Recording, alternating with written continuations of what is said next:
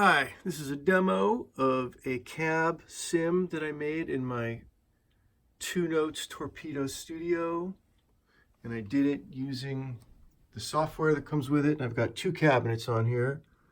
I've got a vintage, what they call a Voice 30, which is like an AC 30 mic'd up with a 57, and a British 650 cab. It's a 412 cab with a condenser 87 on it.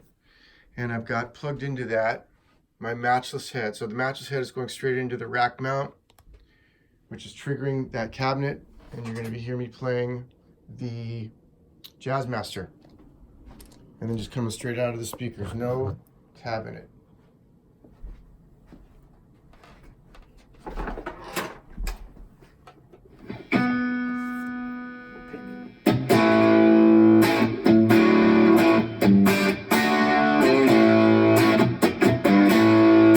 Reverb is also coming from the rack mount. I can turn that off, change the room, the space it's in, all that. The